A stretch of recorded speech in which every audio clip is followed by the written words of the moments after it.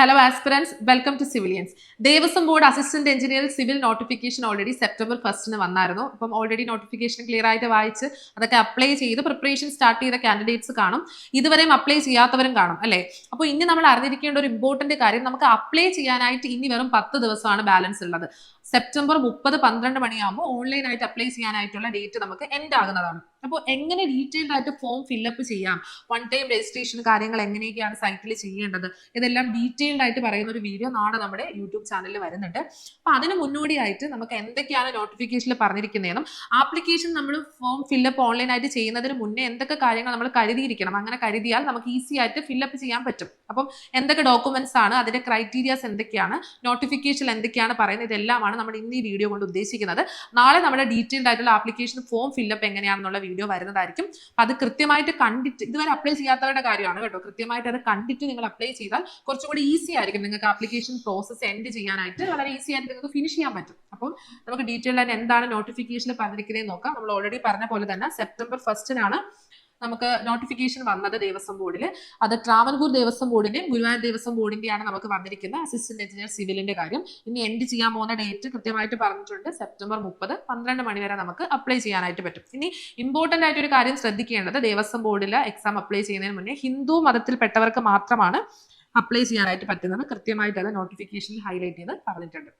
ഇനി നമുക്ക് category number ഒന്ന് നോക്കാം. 042/2025 ആണ് നമ്മൾ ഈ നോക്കുന്ന നോട്ടിഫിക്കേഷൻ. ട്രാവൻകൂർ ദേവസ്വം ബോർഡിന്റെയാണ്. ഇനി ഗുരുവായൂർ ദേവസ്വം ബോർഡിന്റെ രണ്ടും സെയിം തന്നെയാണ്. സോ അതും കൂടി നമ്മൾ ഇവിടെ ഡിസ്കസ് ചെയ്ത് പോവാണ്, പുതിയ നോട്ടിഫിക്കേഷൻ ആയിട്ട് നമ്മൾ എടുത്ത് പറയുന്നില്ല.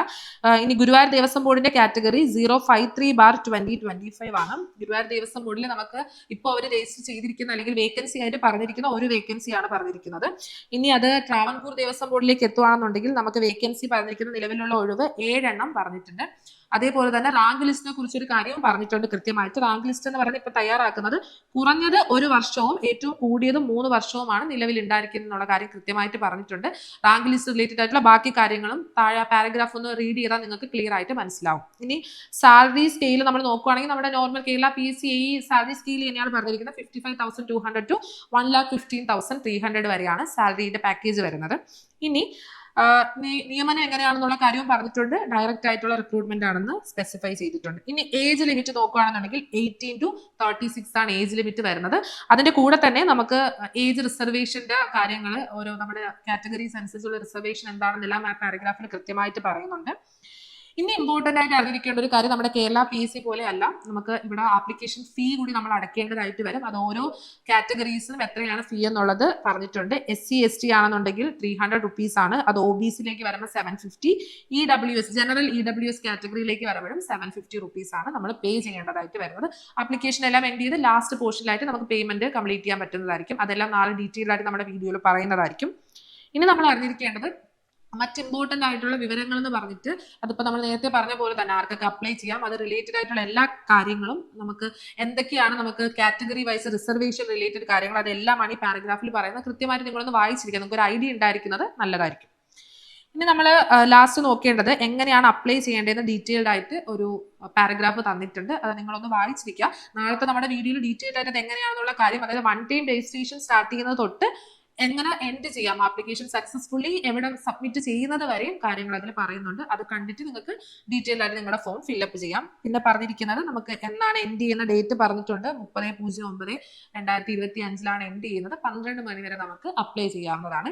ഇനി ഒഫീഷ്യൽ വെബ്സൈറ്റ് പറഞ്ഞിട്ടുണ്ട്, www.kdrv.kerala.gov.in എന്നുള്ള വെബ്സൈറ്റിൽ കയറിയാണ് നമ്മൾ ആപ്ലിക്കേഷൻ ഫോം ഫില്ലപ്പ് ചെയ്യേണ്ടത്. ഇനി നമുക്ക് അറിയേണ്ടത്, നിങ്ങൾ ആപ്ലിക്കേഷൻ ഫോം ഫില്ലപ്പ് സ്റ്റാർട്ട് ചെയ്യുന്നതിന് മുന്നിൽ എന്തൊക്കെ ഡോക്യുമെന്റ്സ് ആണ് നമ്മൾ കരുതിയിരിക്കേണ്ടത്, അതിന് എന്തൊക്കെ ക്രൈറ്റീരിയാസ് പറഞ്ഞിട്ടുണ്ട്, അതിന്റെ സൈസ് ആയിക്കോട്ടെ, ഡയമെൻഷൻ ആയിക്കോട്ടെ, അത് എങ്ങനെയൊക്കെ അപ്ലോഡ് ചെയ്യണം. അപ്പം ആ കാര്യങ്ങൾ കൂടി നമുക്കൊന്ന് ഡിസ്കസ് ചെയ്തിട്ട് പോവാം. അത് നിങ്ങൾ ഓൾറെഡി നിങ്ങളുടെ ആപ്ലിക്കേഷൻ ഫോം ഫില്ലപ്പ് ചെയ്യുന്നതിന് മുന്നേ നിങ്ങൾ അതെല്ലാം കരുതി വെച്ചിരുന്നാൽ നിങ്ങൾക്ക് ഈസി ആയിട്ട് ഈ ആപ്ലിക്കേഷൻ ഫോം ഫില്ലപ്പ് നിങ്ങൾക്ക് ഫിനിഷ് ചെയ്യാനായിട്ട് പറ്റും. അപ്പൊ അതൊന്ന് കരുതിയിരിക്കാനായിട്ടാണ് നമുക്ക് ഓരോന്നായിട്ട് നോക്കിപ്പോകും. ആദ്യം നമുക്ക് അപ്ലോഡ് ചെയ്യേണ്ടതായിട്ട് വരുന്ന നമ്മുടെ ഫോട്ടോഗ്രാഫും സിഗ്നേച്ചറും ആണ്. അപ്പൊ അതിന്റെ ക്രൈറ്റീരിയാസ്, ഡയമെൻഷൻ ആയിക്കോട്ടെ, സൈസ് ആയിക്കോട്ടെ, എന്ത് ഫോർമാറ്റിലാണ് അത് അപ്ലോഡ് ചെയ്യേണ്ടതെന്നുള്ള കാര്യങ്ങൾ ഒന്ന് നോക്കിപ്പോവാം. അപ്പോൾ നമ്മൾ ആദ്യം ഫോട്ടോഗ്രാഫിനെ കുറിച്ചാണ് പറയുന്നത്. ഫോട്ടോഗ്രാഫിനെ ശ്രദ്ധിക്കേണ്ട ഇമ്പോർട്ടന്റ് ആയിട്ടുള്ള ഒരു കാര്യം, നിങ്ങൾ കൊടുക്കുന്ന നിങ്ങളുടെ ഫോട്ടോഗ്രാഫിന്റെ താഴെ നിങ്ങളുടെ നെയിമും ഫോട്ടോ എടുത്ത ഡേറ്റും നമ്മൾ പ്രൊവൈഡ് ചെയ്യേണ്ടതായിട്ട് വരും. ഇമ്പോർട്ടന്റ് ആയിട്ട് നോട്ട് ചെയ്യുക, ഡേറ്റ് ഓഫ് ബർത്ത് അല്ല കൊടുക്കേണ്ടത്, നിങ്ങൾ ഫോട്ടോ എന്നാണോ ക്യാപ്ചർ ചെയ്തത് ആ ഡേറ്റ് ആണ് കൊടുക്കേണ്ടത്. കാരണം നമുക്ക് കൃത്യമായിട്ട് പറഞ്ഞിട്ടുണ്ട് 3 മാസത്തിനുള്ളിൽ എടുത്ത ഫോട്ടോ ആയിരിക്കണം നമ്മൾ അപ്ലോഡ് ചെയ്യേണ്ടത്. അപ്പം ഡേറ്റ് അതനുസരിച്ച് കൊടുക്കാനായിട്ട് നോക്കുക. അതിനും പഴക്കമുള്ളതായിട്ടുള്ള ഫോട്ടോസ് നമുക്ക് യൂസ് ചെയ്യാനായിട്ട് പറ്റത്തില്ല. അപ്പം അത് കൃത്യമായിട്ട് അറിഞ്ഞിരിക്കുക. ഫോട്ടോ, ഇനി നമുക്ക് ഫോട്ടോയുടെ ഡയമെൻഷൻ എന്താണ് പറഞ്ഞിരിക്കുന്നത് നോക്കാം. 150 വിഡ്ത്തും 200 ഹൈറ്റുമാണ് ഫോട്ടോയുടെ ഡയമെൻഷൻ പറഞ്ഞിരിക്കുന്നത്. ഇനി നമ്മൾ സിഗ്നേച്ചറിലേക്ക് പോവാണ്. സിഗ്നേച്ചറിന്റെ കാര്യത്തിലേക്ക് പറഞ്ഞിരിക്കുമ്പോൾ സൈസ് പറഞ്ഞിരിക്കുന്നത് 150 വിഡ്ത്തും 100 ഹൈറ്റുമാണ് സിഗ്നേച്ചറിന്റെ ഡയമെൻഷൻ പറഞ്ഞിരിക്കുന്നത്. ഈ രണ്ട് അപ്ലോഡ് ചെയ്യേണ്ട ഈ രണ്ട് ഡോക്യുമെന്റ്സ് നമ്മളത് ഫോട്ടോയും സിഗ്നേച്ചറും അപ്ലോഡ് ചെയ്യേണ്ടത് JPG ഫോർമാറ്റിൽ <30 KB സൈസിലാണ്. ഇത്രയും കാര്യങ്ങളാണ് ഫോട്ടോഗ്രാഫും സിഗ്നേച്ചറും അപ്ലോഡ് ചെയ്യേണ്ടതിൽ നമ്മൾ ശ്രദ്ധിക്കേണ്ടത്. ഇനി നമുക്ക് അപ്ലോഡ് ചെയ്യേണ്ടതായിട്ട് വരുന്നത് നമ്മുടെ എഡ്യൂക്കേഷനിൽ ക്വാളിഫിക്കേഷൻ കൊടുക്കുമ്പോൾ നമ്മുടെ സർട്ടിഫിക്കറ്റ്സ് അപ്ലോഡ് ചെയ്യേണ്ടതായിട്ട് വരും. ഇത് ഞാൻ പറയുന്നത് വൺ ടൈം രജിസ്ട്രേഷൻ തൊട്ടേ സ്റ്റാർട്ട് ചെയ്യുന്നവർക്കാണ്. ആപ്ലിക്കേഷൻ മാത്രം ജസ്റ്റ് അപ്ലൈ ചെയ്യുന്നവർക്കല്ല, വൺ ടൈം രജിസ്ട്രേഷൻ തൊട്ട് ഫുൾ പ്രോസസ്സിൽ ഇൻക്ലൂഡ് ആവുന്ന കാര്യങ്ങളാണ് പറയുന്നത്. നമുക്ക് ഡോക്യുമെന്റ്സ്, അതായത് ഇപ്പം നമുക്ക് എന്താണ് നമ്മുടെ ക്വാളിഫിക്കേഷൻ പറഞ്ഞിരിക്കുന്ന നോട്ടിഫിക്കേഷനിൽ നമ്മൾ നോക്കിയാൽ സെക്കൻഡ് പോയിന്റ് ആയിട്ട് എന്തോ പറഞ്ഞിട്ടുണ്ട് അല്ലേ, നമ്മുടെ യോഗ്യതകളെന്നും പറഞ്ഞിട്ടുണ്ട്. ബിടെക് സിവിൽ എഞ്ചിനീയറിംഗ് ബിടെക് അല്ലെങ്കിൽ BE ആണ് പറഞ്ഞിരിക്കുന്നത്. അപ്പോൾ നമ്മൾ 10th നമ്മുടെ ഹയർ സെക്കൻഡറി അത് കഴിഞ്ഞിട്ട് നമ്മുടെ ബിടെക് അത്രയും നമ്മൾ ക്വാളിഫിക്കേഷൻസ് ഉള്ള സർട്ടിഫിക്കറ്റ്സ് അപ്ലോഡ് ചെയ്യേണ്ടതായിട്ട് വരും. അപ്പം അതിന്റെ ഫോർമാറ്റ് പറഞ്ഞിരിക്കുന്നതും കൂടെ അറിയണം. നമുക്ക് <1 MB സൈസിലാണ് നമ്മളെ ഡോക്യുമെന്റ്സ് നമ്മൾ അപ്ലോഡ് ചെയ്യേണ്ടതായിട്ട് വരുന്നത്. ഡോക്യുമെന്റ്സ് എന്ന് ഉദ്ദേശിക്കുന്നത് നമ്മുടെ സർട്ടിഫിക്കറ്റ്സും കാര്യങ്ങളും എല്ലാം അപ്ലോഡ് ചെയ്യേണ്ടതായി വരുന്നത് <1 MB സൈസിലാണ്. ഇതെല്ലാം നിങ്ങൾ അറേഞ്ച് ചെയ്ത് ആ രീതിയിൽ ക്രൈറ്റീരിയ അനുസരിച്ച് വെച്ചിരുന്നാൽ ആപ്ലിക്കേഷൻ വളരെ ഈസി ആയിട്ട് നിങ്ങൾക്ക് ഫില്ലപ്പ് ചെയ്യാനായിട്ട് പറ്റും. അപ്പോൾ നാളെ ഡീറ്റെയിൽഡ് ആയിട്ട് എങ്ങനെ ആപ്ലിക്കേഷൻ പ്രോസസ്സ് നമുക്ക് ചെയ്യാം, എങ്ങനെ അപ്ലൈ ചെയ്യാം ഓൺലൈനായിട്ട് എന്നുള്ള കാര്യം നമ്മുടെ വീഡിയോയിൽ ഡീറ്റെയിൽ ആയിട്ട് പറയുന്നുണ്ട്. അപ്പോൾ ആ വീഡിയോ കണ്ടതിന് ശേഷം അപ്ലൈ ചെയ്യാനായിട്ട് നോക്കുക. ഇതുവരെ അപ്ലൈ ചെയ്യാത്തവരുടെ കാര്യമാണ്. ആ രീതിയിൽ അപ്ലൈ ചെയ്താൽ നിങ്ങൾക്ക് ഈസി ആയിട്ട് ഫിനിഷ് ചെയ്യാനായിട്ട് പറ്റും. Thank you for watching.